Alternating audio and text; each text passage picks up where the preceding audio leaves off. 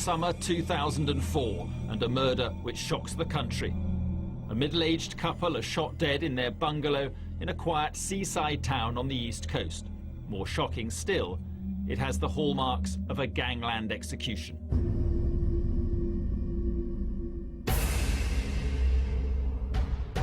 The hunt for the killers is to lead detectives to an organised crime gang built on drugs and held together by violence.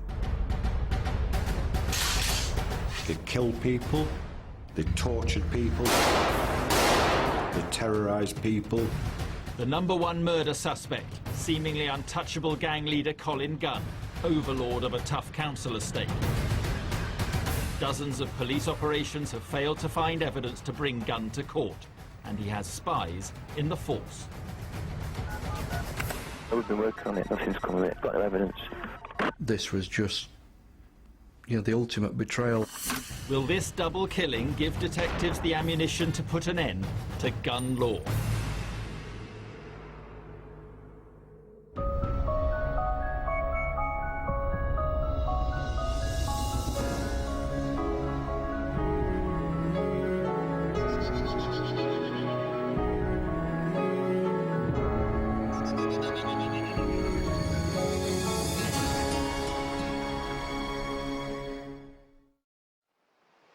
This was a killing which took place in broad daylight on a beautiful summer's afternoon.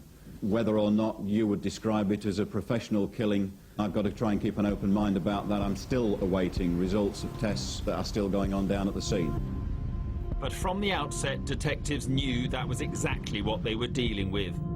The clinical execution of a couple called John and Joan Sterland on a sunny summer's afternoon at Trusthorpe in Lincolnshire.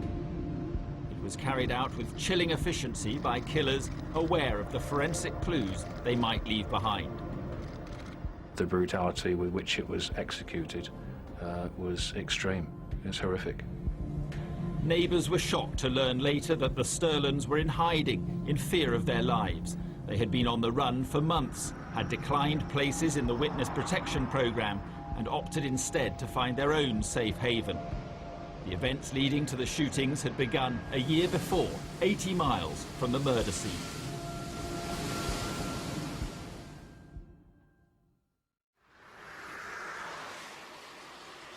This is Nottingham's Bestwood estate, and the chances are a few years ago I wouldn't have been safe walking here, at least without the blessing of two brothers.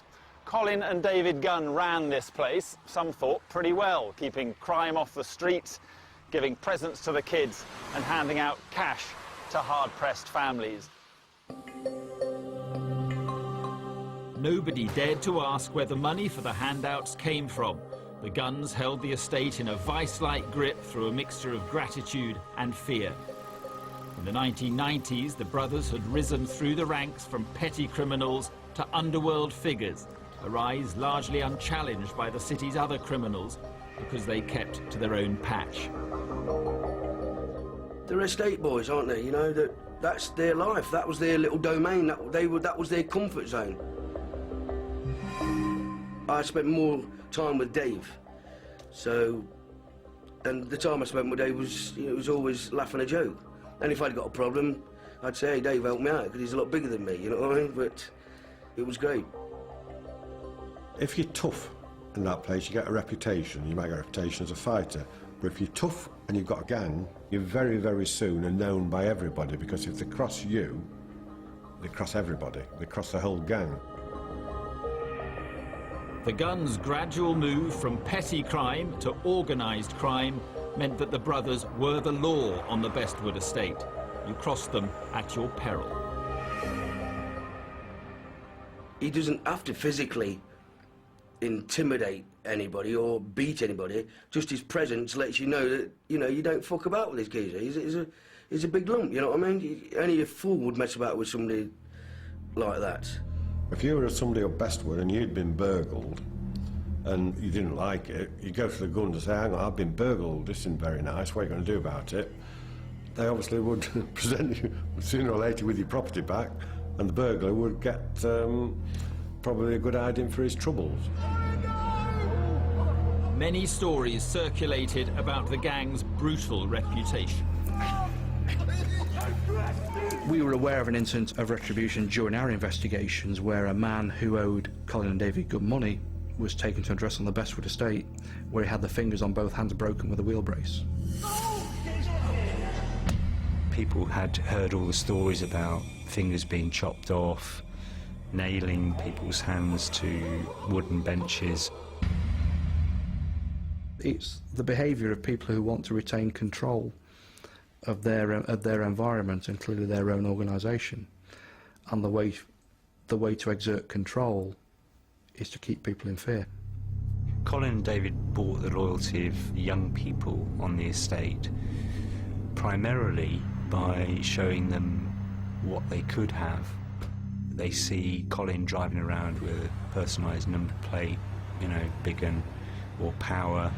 They see them draped in gold jewellery, and they want some of that themselves.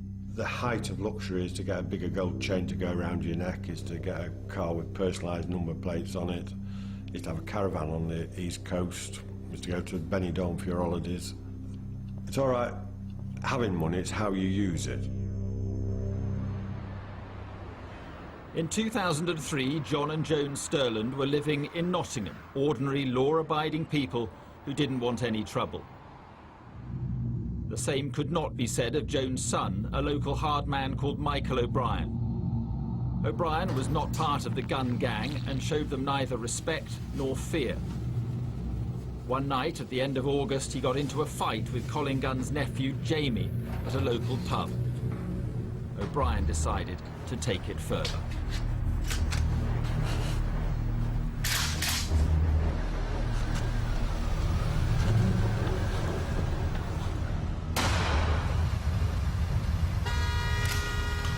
But in the darkness, O'Brien had killed the wrong man.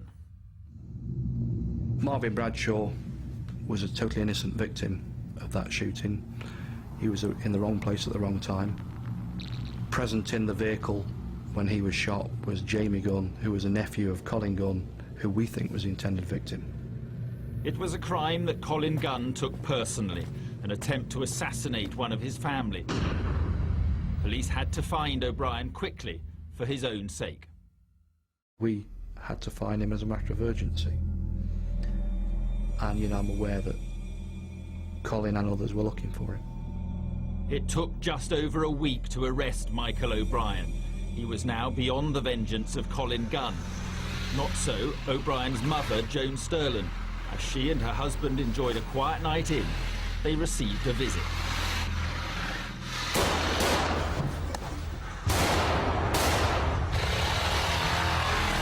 The message was clear. Just as Joan's son had targeted the Gunn's nearest and dearest, so Colin Gunn would do the same. The Sterlands had no choice but to flee their home. Within hours of the shootings, they were on the run, heading up the motorway to Yorkshire. It seemed far enough away for safety, but it was not to be.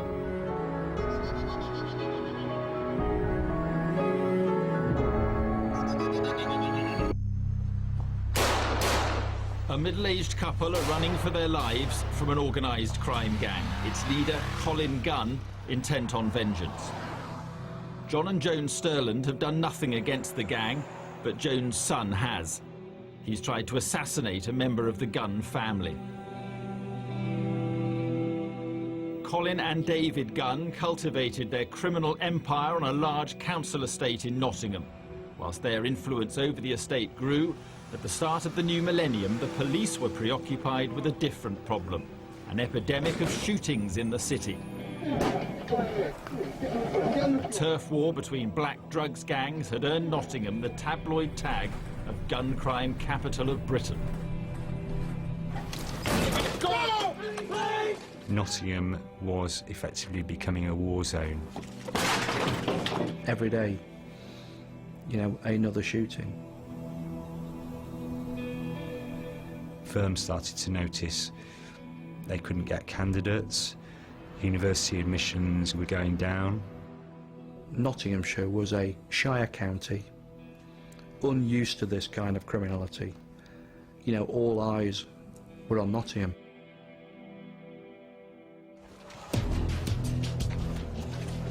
For the first time in any British city, routine patrols were armed. Then came Operation Stealth, a major effort to crack down on drugs and firearms and rescue Nottingham's reputation. It was during Operation Stealth that the police discovered something about the firearms problem that they hadn't expected. It was seen at that time very much as a problem in the black community, in the same way that that problem manifested itself in places like Birmingham, Manchester, London. Over time, though, probably by about 2002, I was aware that something else was happening. There were white people believed to have been shot by white people, and that told me that we didn't just have one gun problem, that we actually had two. The shooting that caught their interest was the murder of 25-year-old John Shipham, blasted as he lay in bed in a flat in Bestwood. It had a gangland ring to it. I know John was involved with some bad people, but he didn't deserve this. Michael O'Brien's attempt to murder Jamie Gunn also smacked of the underworld, as did the later killing of a suspected police informant and the attempted murder of a social worker who had threatened to testify in court against young thugs who had beaten him up in a pub. If the person out there responsible for this, at the other end of this TV tube, look into these eyeballs, I'm going to hunt you down, we're going to find you, we're going to convict you, and you can ponder your future in front of the prison bars. But it was another shooting that was to add new urgency to the investigation. The murder of a woman shopkeeper in broad daylight. It was a nice sunny day, September the 30th, 2003. Two men came into the shop in motorcycle clothing, with motorcycle helmets on, with the visors pulled down. And the taller of the two people went down into his waistband and pulled a gun. My wife stepped forward from the back rear of the shop and stepped between the gunman and my daughter to protect my daughter. And he did no more than just pull the trigger and shot my wife in the chest at point-blank range. It was no question of missing. He said, "Silly cow," with my wife lying dead on the floor. Nowhere is a sense of shock, outrage and loss greater than within the community where Marion lived and worked. They're evil. Evil. I thought, why Marion? Why not me? Why take the good?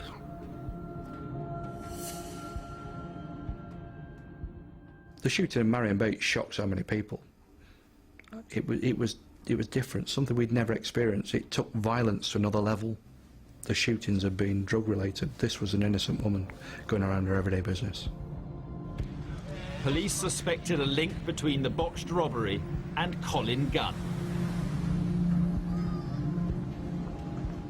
The Peugeot that was used as we believe, as a getaway vehicle from that actual shooting, sometime previously had been stopped, being driven by Colin Gunn's girlfriend.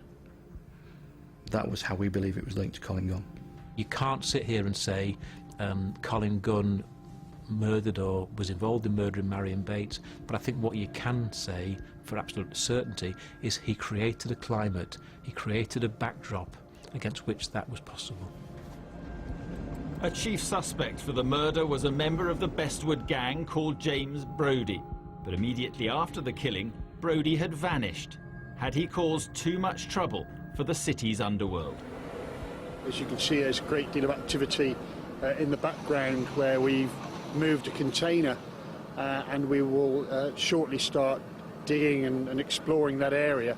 The primary rumours include he was taken to a pub and shot, and subsequently teeth taken out, and his body was burnt in a warehouse. This is the fourth location police have searched in the last 9 days, but so far their efforts have failed to find any trace of James Brodie.